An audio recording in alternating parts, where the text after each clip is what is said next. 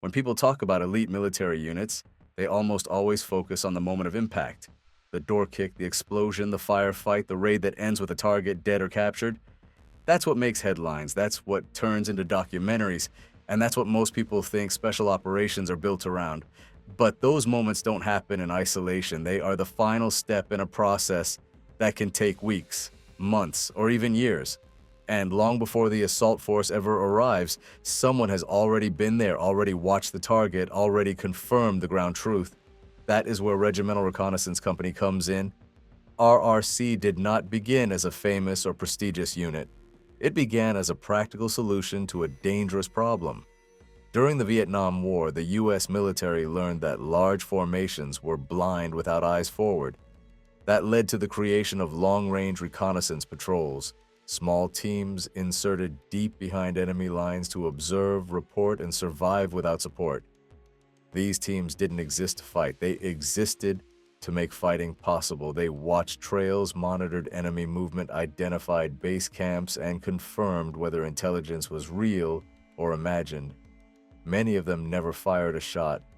Their success was measured in silence and survival. That concept survived Vietnam and carried forward into the modern Ranger Regiment. In 1984, as the 75th Ranger Regiment took shape, the Army formalized a dedicated reconnaissance element called the Regimental Reconnaissance Detachment. At the time, its mission was tightly focused.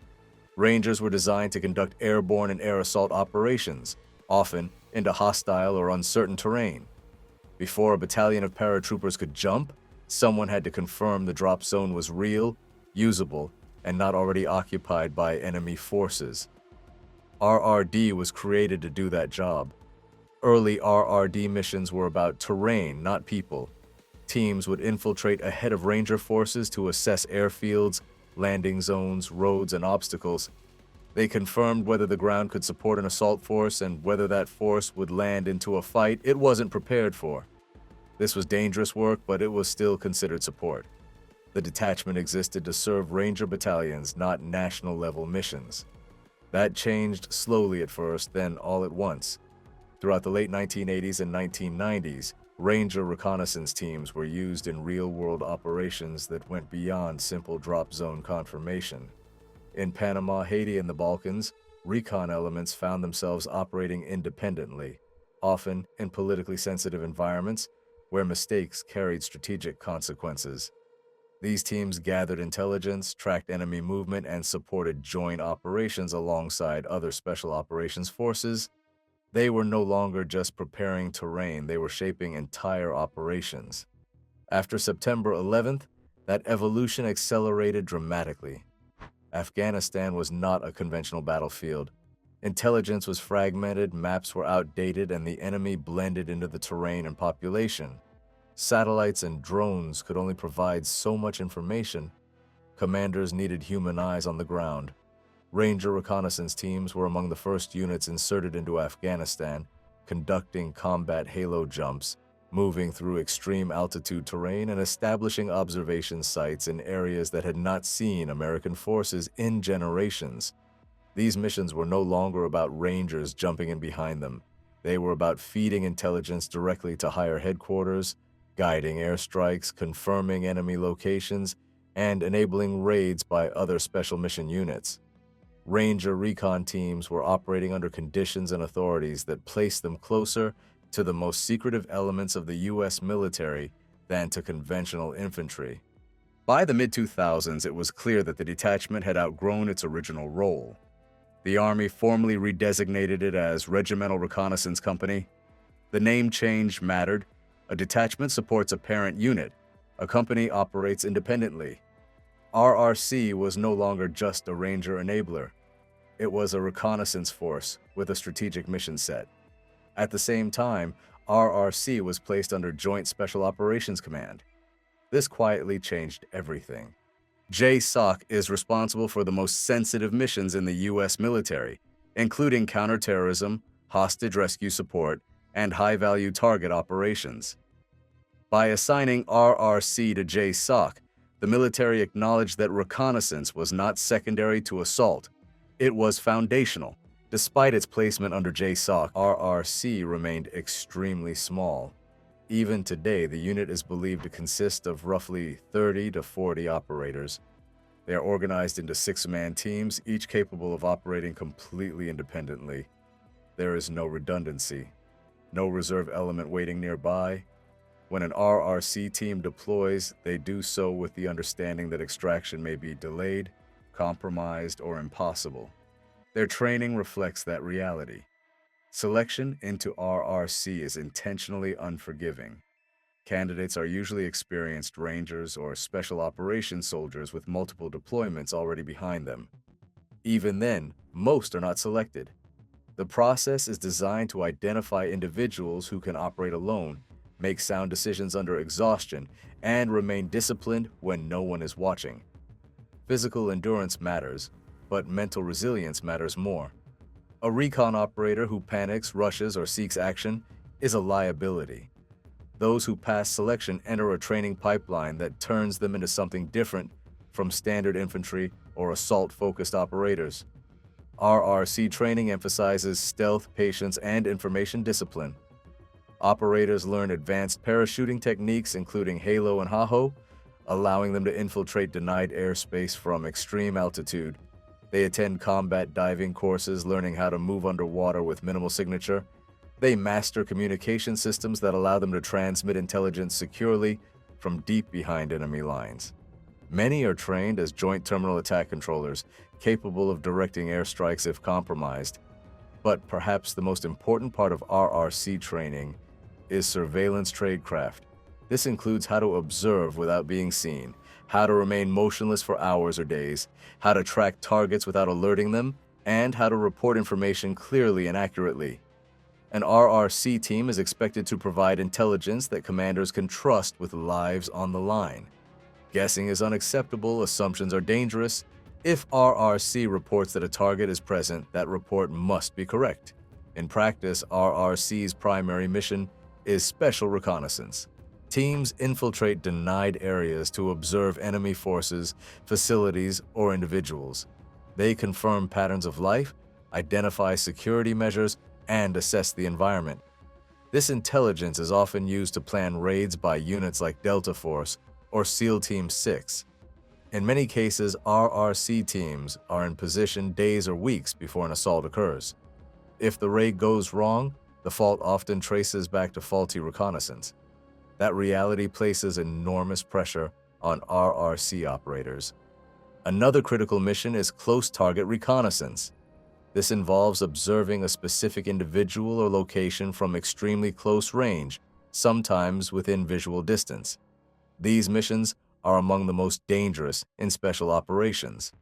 The closer a team gets, the greater the risk of compromise. But close observation allows for confirmation that no sensor or satellite can provide. It answers questions that matter: who exactly is present, what weapons are nearby, and whether civilians are at risk. RRC also conducts advanced force operations. In these missions, teams prepare the battlefield before any larger force arrives. They may mark landing zones and place sensors or position themselves to guide aircraft during an assault. In some cases, RRC operators embed directly with assault elements to provide reconnaissance expertise in real time. What makes RRC unique is not that they fight better than other units. It's that they are trained to avoid fighting at all costs while remaining capable of extreme violence if discovered. Their success is measured in invisibility. If everything goes right, no one ever knows they were there. That is why RRC remains largely unknown.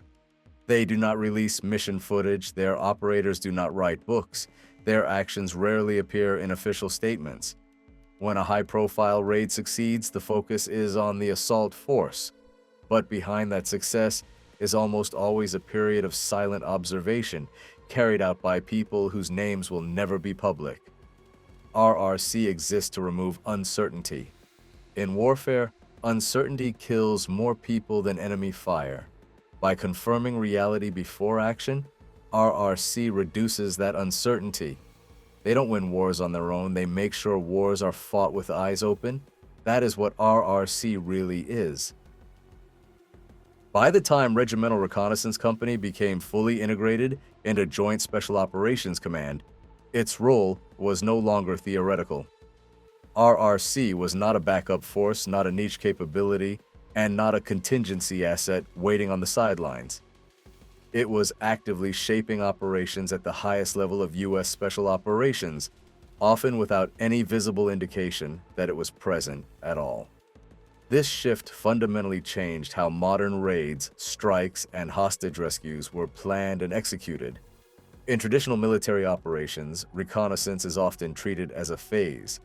Units gather intelligence, produce reports, and then hand the problem off to an assault force. RRC does not operate that way. For RRC, reconnaissance is not a discrete step that ends once the raid begins. It is a continuous process that often extends before, during, and after kinetic action. Their job is not simply to collect information, but to reduce uncertainty at every stage of an operation. When RRC is tasked with a mission, the goal is rarely immediate action. Instead, teams are inserted early, sometimes weeks ahead of a planned operation, to establish persistent surveillance.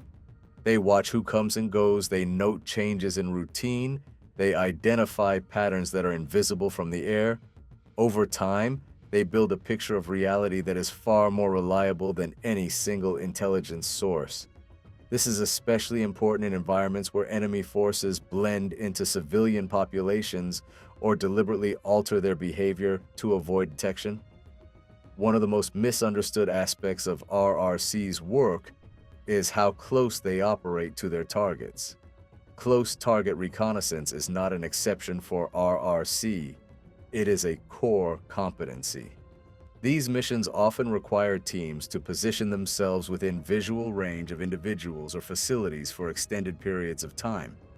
This proximity allows operators to confirm identity, assess security measures, and detect subtle changes that signal danger or opportunity. It is also where the risk is highest. At that distance, a single mistake can compromise the team and unravel the entire operation. RRC teams mitigate that risk through discipline and patience. Movement is slow and deliberate. Observation positions are selected based on concealment rather than convenience. Operators may remain motionless for hours or days, suppressing any impulse to adjust or react unless absolutely necessary. Communication is minimized to reduce electronic signature. Every action is calculated because compromise does not just end the mission. It may force an assault prematurely or place an assault force into an incomplete or inaccurate picture. This is why RRC is so tightly integrated with assault units like Delta Force and SEAL Team 6. When a high-value raid is planned, RRC's reporting often determines whether the mission proceeds at all. If a target is not present, the raid may be delayed or canceled. If civilians are identified where none were expected, plans may change. If defenses are stronger than anticipated, assault forces may adjust tactics, timing, or entry points. RRC does not dictate decisions, but it informs them in a way few other units can. In some cases, RRC's role extends beyond reconnaissance into direct battlefield preparation. Advanced force operations place RRC teams ahead of larger forces to mark landing zones and place sensors or establish communications relay points. These tasks are critical in denied or austere environments where traditional navigation and communication systems may be unreliable or compromised. When helicopters land precisely where they need to, when aircraft fly routes that avoid detection, or when an assault force arrives exactly on target, it is often because RRC quietly made it possible. Although RRC's doctrine emphasizes avoidance of contact, its operators are fully capable of engaging if necessary. This is not an afterthought. Reconnaissance teams operate without immediate support, often deep behind enemy lines. If compromised, they must be able to defend themselves long enough to maneuver, break contact, or call in external fires. Many RRC operators are qualified Joint Terminal Attack Controllers, enabling them to direct airstrikes in extremis. This capability turns a compromised observation team into a lethal force multiplier, but it also carries enormous responsibility. Any use of force risks exposing the team's presence and escalating the situation, beyond the original intent of the mission. What separates RRC from many other reconnaissance elements is the level of trust placed in its reporting. RRC does not exist to flood headquarters with data. It exists to provide clarity. Reports are concise, precise, and deliberately conservative. If an RRC team cannot confirm something with certainty, it is reported as such. This discipline is essential because RRC intelligence often feeds directly into national-level decision-making. A single inaccurate report could lead to the loss of civilian life, compromise diplomatic relationships, or derail a mission with strategic consequences. RRC's integration into JSOC also means that its missions are rarely limited to a single geographic area or threat type. And over the past 2 decades, RRC teams have operated in deserts, mountains, jungles, and dense urban environments.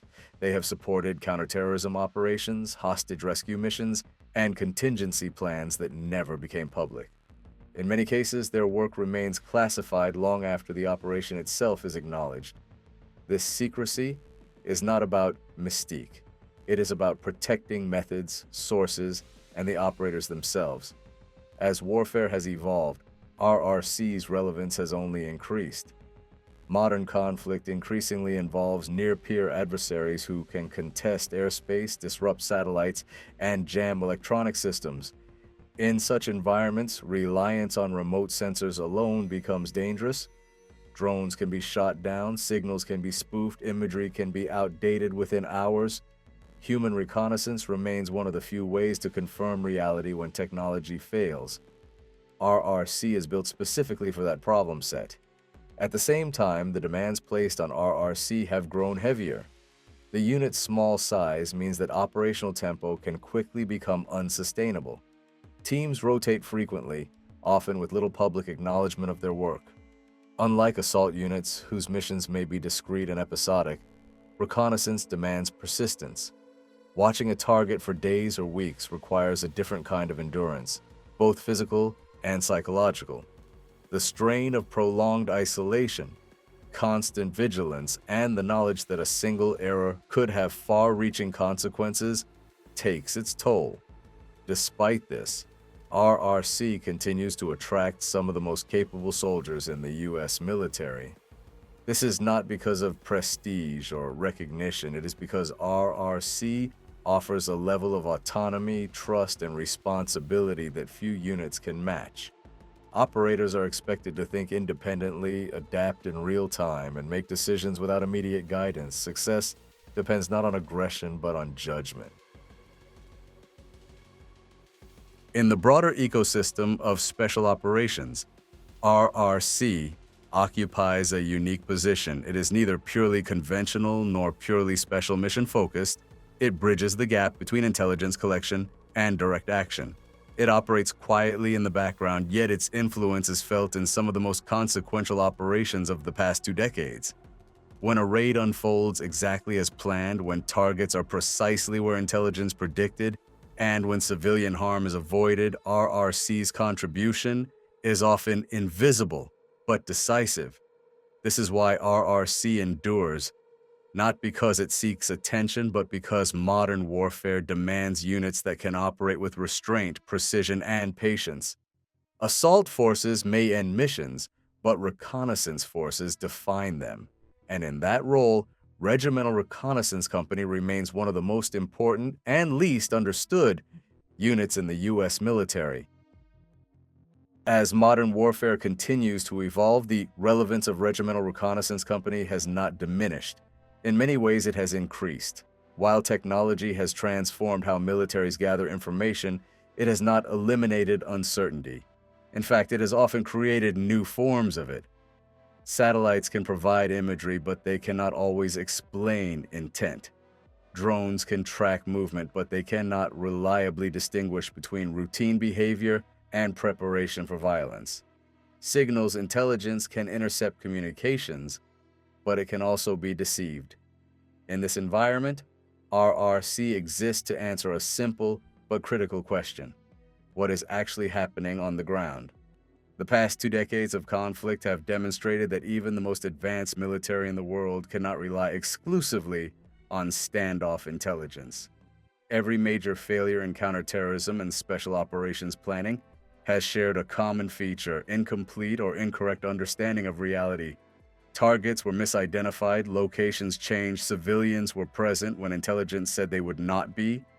RRC's mission is designed to prevent those failures before they happen. Their role is not to generate large volumes of information, but to validate it.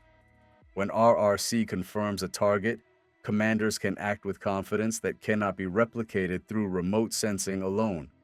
This role becomes even more important as the United States shifts its focus toward near-peer competition.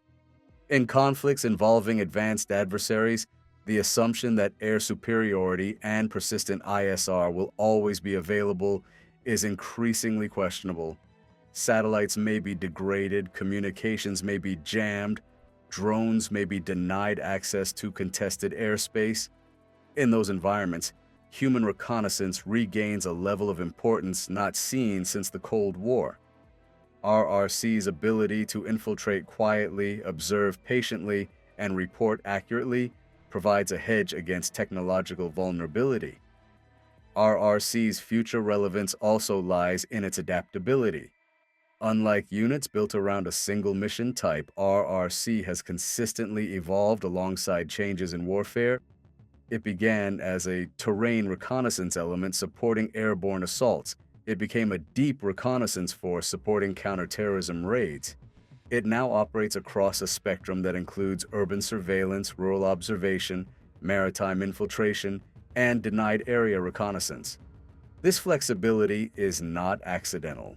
It is a product of selection standards that emphasize judgment and training pipelines that prioritize fundamentals over specialization. An RRC operator is not defined by a single skill, but by the ability to learn and adapt quickly. At the same time, RRC faces challenges that threaten its sustainability. Its small size and high demand create operational strain. Persistent deployment cycles increase the risk of burnout, injury, and attrition. Because reconnaissance missions often occur without public acknowledgement, the burden of those deployments is carried almost entirely within the unit itself. There are no visible milestones, no external validation, and little opportunity for recognition outside the community. This places a premium on internal culture and leadership. RRC depends on operators who are motivated by responsibility rather than recognition, and on leaders who understand that restraint